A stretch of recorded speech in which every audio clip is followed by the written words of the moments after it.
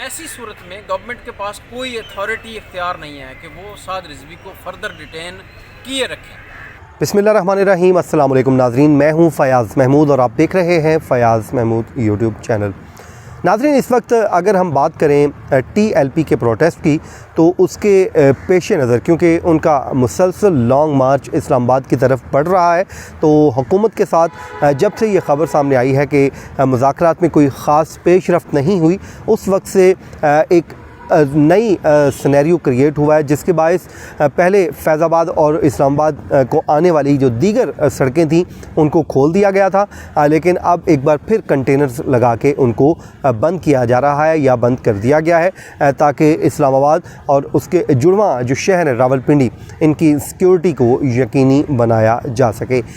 ये जो प्रोटेस्ट है, आपको मालूम है कि इसके पीछे बुनियादी तौर पर दो वजूहात हैं। एक जो फ़्रेंच सफ़ीर हैं उनको मुल्क से निकालने का मुतालबा है, और दूसरा जो मुतालबा है जो TLP के सरबराह हैं हाफ़िज़ साद रिजवी, उनकी रिहाई का मुतालबा है। तो आज लाहौर हाई कोर्ट में इस पर बड़ी अहम समाअत हुई है।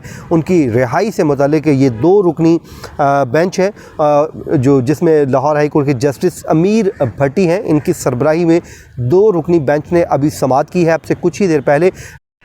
ऐसी सूरत में गवर्नमेंट के पास कोई अथॉरिटी इख्तियार नहीं है कि वो साद रिजवी को फर्दर डिटेन किए रखें। एक बात ये थी। दूसरी बात ये कि ऑनरेबल बेंच ने मुझे हुक्म फरमाया कि देखें, जब 3 माह का अरसा गुजर चुका है, रिव्यू बोर्ड की एक्सटेंशन मौजूद नहीं है, सुप्रीम कोर्ट ने फर्दर एक्सटेंशन दी नहीं है, इनको सिर्फ केस रिमांड किया है, तो ऐसी सूरत में आप इस पिटीशन को कंटिन्यू करना चाहेंगे या आप हेबियस पिटीशन फाइल करना चाहेंगे? उसका हवाल मैं आपसे शेयर करने से पहले एक ख़बर आपसे शेयर कर दूं। इसी से मुतल्लिक़ ख़बर है कि ख़बर ये सामने आई कि गुज़श्ता रात हुकूमती मुज़ाकराती टीम और साद हुसैन रिजवी के दरमियान मुज़ाकरात हुए हैं। अब आप कहेंगे कि वो तो जेल में हैं, तो उनके साथ कैसे मुज़ाकरात हो गए? तो समा TV के रिपोर्टर हैं नईम अशरफ बट, उन्होंने सुबह ही ये ख़बर दी है। उसमें उनका दावा ये है कि उनको वहाँ जेल से निकाला गया है और रात को तकरीबन 3 बजे का टाइम था, या जो भी आप कह लीजिए, उस वक्त उनको एक मुकाम पर ले गए और वहाँ पर हुकूमती टीम और उनके दरमियान मुज़ाकरात हुए हैं। ये उनका दावा है, और वो ये भी कहते हैं कि उनकी रिहाई से मुतालिक जल्द बड़ी ख़बर आने वाली है। हुकूमती हलके ये उनको बता रहे हैं, और साथ ही साथ अब ये जो मामला है हल हो जाएगा, और जो कानूनी पहलू हैं उनको कानूनी तौर पे हल कर लिया जाएगा। तो ये ख़बर हो गई। उसके बाद आप आ जाए जी, आज 12 बजे इस समाअत का वक्त मुकर्रर किया गया था लाहौर हाई कोर्ट की जानिब से, और तकरीबन 12:10 पे इस केस की समाअत हुई, और एडवोकेट जनरल पंजाब आज लाहौर हाई कोर्ट में पेश हुए और उन्होंने अदालत में मौक़िफ़ लिया कि मैं रात को हमें लेट मालूम हुआ है कि आज के लिए ये केस समाअत के लिए फ़िक्स है, और जिस पर चीफ़ जस्टिस उन्होंने रिमार्क्स दिए कि सुप्रीम कोर्ट ने केस रिमांड किया है और हम इस मामले को अब दोबारा देखेंगे। आपको मालूम है ये मामला सुप्रीम कोर्ट ऑफ पाकिस्तान में गया था, वहाँ से सुप्रीम कोर्ट ऑफ पाकिस्तान ने रिमांड बैक कर दिया था कि लाहौर हाई कोर्ट एक बार फिर इस फैसले को देखे, अपना जो भी फ़ैसला किया। उस वक्त आपको मालूम है नज़रबंदी ख़त्म करने का हुक्म दिया था, जिसको चैलेंज किया गया था। अब ये रिमांड बैक होके वापस लाहौर हाई कोर्ट में पहुंचा है। तो जिसके बाद एडवोकेट जनरल पंजाब ने अदालत से इस्तदा की कि अदालत अगर हमें वक्त दे दे ताकि हम इस केस की तैयारी कर सकें, क्योंकि हमें इस केस से मुतल्लिक जो इत्तला है सुबह ही मिली है, और ये रात को लेट नाइट जब हमें पता चला कि केस फ़िक्स हो चुका है। उसके बाद ये बुनियादी तौर पर इस पर दरख्वास्त गुजार हैं साद हुसैन रिजवी के चचा।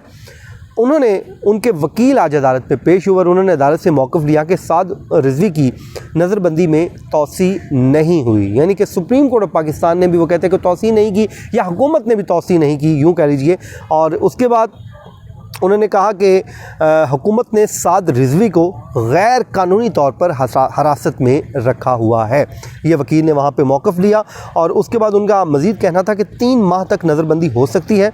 उसके बाद बोर्ड की जानिब से नज़रबंदी में तौसी नहीं की गई। मैं आसान अल्फाज में समझा दूँ, ये एक नज़रबंदी बोर्ड बना था, उसका वो हवाला दे रहे हैं कि 3 माह की नज़रबंदी की जा सकती थी कानून के मुताबिक, और उसके बाद बोर्ड ने उसमें तौसी करनी थी, लेकिन बोर्ड ने तौसी नहीं की। तो वो ये कहते हैं कि वफाकी रिव्यू जो बोर्ड था उसने भी नज़रबंदी में साद रिजवी की नज़रबंदी में कोई तौसी नहीं की। और जिस पर अदालत ने ये इस्तफसार किया कि जब नज़रबंदी में तौसी ही नहीं हुई तो आपने ये पिटिशन क्यों दायर की है, ये अदालत ने इस्तफसार किया।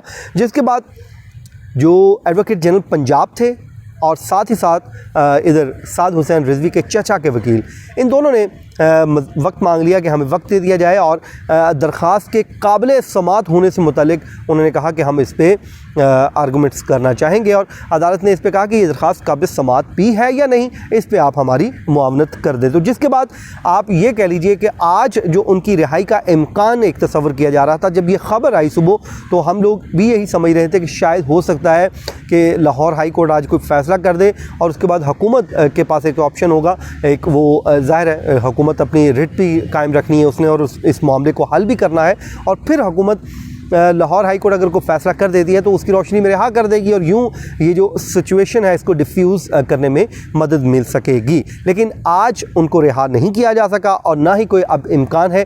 उसकी वजह यह है कि 3 नवंबर को अदालत ने इस समाअत के लिए मुकर्रर कर लिया है, और आज हुई है 28, अभी कुछ दिन बाकी हैं। हाँ, अलबत्ता हुकूमत का इख्तियार है कि अगर वो अपने नज़रबंदी के फ़ैसले पे कोई नज़रसानी करती है और साद हुसैन रिजवी को रिहा कर देती है, तो फिर जो सिचुएशन है इस वक्त प्रोटेस्ट की, वो मुकम्मल तौर पे यकसर तौर पे तब्दील हो जाएगी। और मेरे ख़्याल में होना भी ये चाहिए कि इस वक्त जो हमारा मुल्क है, हमारी इकॉनमी है, हमारा जो कंट्री है, वो इस चीज़ का मुतहम्मिल नहीं हो सकता कि किसी किस्म की अनारकी हो, किसी किस्म की जो अफरा तफरी हो। और ज़ाहिर है जितने दिनों से ये प्रोटेस्ट चल रहा है, इस वक्त मुल्क में एक बहस चल रही है, कशीदा सूरत हाल है, तो इसको कंट्रोल करने के लिए, इस डैमेज को कंट्रोल करने के लिए ज़ाहिर है जो हुकूमत वक्त होती है उसके ऊपर कुछ रिस्पॉन्सिबिलिटीज़ होती हैं। हुकूमत को मेरे ख़्याल में इस मसले को अपनी रिट के साथ साथ मुज़ाकरात के साथ हल करना चाहिए। ज़ाहिर है किसी भी रियासत की जो रिट है उसको नहीं चैलेंज किया जा सकता, लेकिन हम हुकूमतें हमेशा ये समझती हैं कि उसकी रिट भी बरकरार रहे, लेकिन जो मसला है उसको अफ़वाह व तफ़हीम से हल भी कर लिया जाए, क्योंकि ये बड़ा सेंसिटिव मसला है। और इस वक्त जो अगर हम बात करें तो सराय आलमगीर तक ये जो कारवान है, उनका प्रोटेस्ट है, जो लॉन्ग मार्च है, वो पहुँच चुका है, और मुसलसल आगे की तरफ यानी कि इस्लामाबाद की तरफ वो पेश कदमी भी कर रहे हैं। और जो शुरका हैं उनकी तादाद बहुत ज़्यादा है, वो कम नहीं हो रही। और कल जो वाक़या हुआ जिसमें पुलिस एहलकार भी शहीद हुए हैं, और उसके अलावा ज़ाहिर है ये किसी की फेवर में बातें नहीं जा रही, बल्कि रियासत के मुखालिफ जा रही हैं। और उसकी वजह यही है कि अनारकी किसी भी सूरत जो है वो हमारा मुल्क उसका मुतहम्मिल नहीं हो सकता। तो हुकूमत को भी चाहिए कि इस मसले को सुलझाए और इस मसले को हल करने के लिए जो इक़दाम कर सकती है करें, और किसी भी तरीके मुज़ाकरात के ज़रिए हल कर ले, ताकि जो इंसानी जानों का ज़ियान ना हो। कल भी जो वाक़या हुआ, और खुदा न खास्ता आगे भी कोई वाक़या होता है, तो ये किसी भी सूरत मुतहम्मिल नहीं, क्योंकि दोनों तरफ मुसलमान है और दोनों तरफ पाकिस्तानी है, और ये पाकिस्तान के हक़ में नहीं है। तो ये था नाज़रीन आज का हमारा वीलॉग, जिसमें हमने इस पूरे मामले के ऊपर बात की। TLP का जो प्रोटेस्ट है इसकी वजूहात मैंने आपको बता दी हैं। लाहौर हाई कोर्ट में जो हेयरिंग हुई है उस पर मैंने आपको अपडेट दिया है कि उसमें आज अपडेट क्या हुई है। अब 3 नवंबर तक वहाँ पर हमें इंतज़ार करना पड़ेगा, और पहले अदालत इस दरख्वास्त के काबिल समात होने पर फ़ैसला करेगी कि आया कि ये दरख्वास्त काबिल समात भी है या नहीं। तो जिसके बाद अब देखते हैं कि इस पे आने वाले दिनों में क्या डेवलपमेंट सामने आती है। इंशाल्लाह हम आपको अपडेट करते रहेंगे। मुझे दीजिए इजाज़त, अपनी दुआओं में याद रखिए। अल्लाह हाफ़िज़।